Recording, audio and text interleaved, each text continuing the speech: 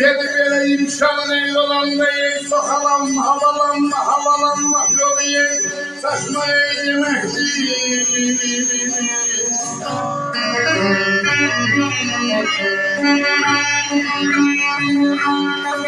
Dedi o zarın ey yanında ey sal şey kaynama kaynama mahlı başmak demek.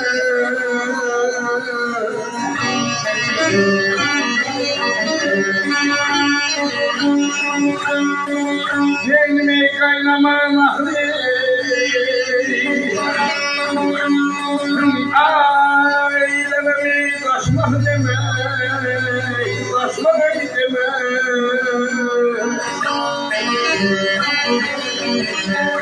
kada kaynama mahli taşmak demek.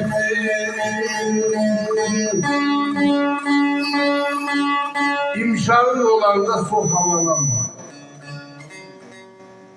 Havalanmak yolu saçmak demek. Ocağın yanında çalış kaynama, kaynamaya bakı taşmak demek. Mənli havasına çok da olma gül.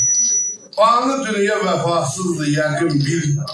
Xəsiyyət hazırlaşıp tüm dolanda dil elin nəzərindən düşmək demək. Açmak demektir.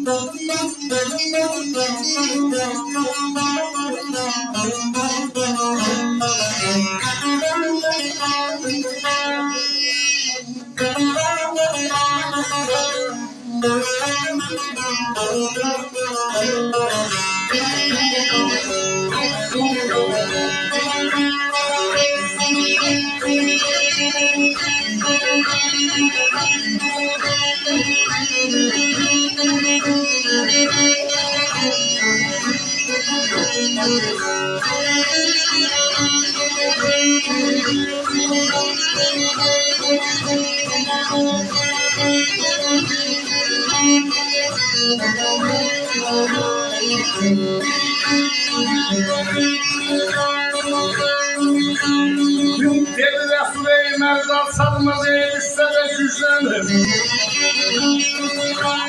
Kıymete sahavet ey gözleme her yeteri dizlem halay bakı manzalar.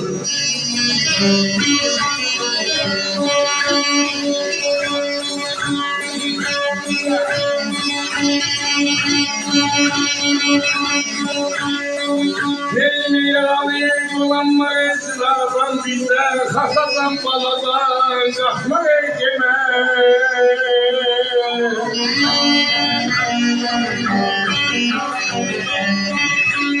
Kınlarda hasadan baladan kaçma eykeme.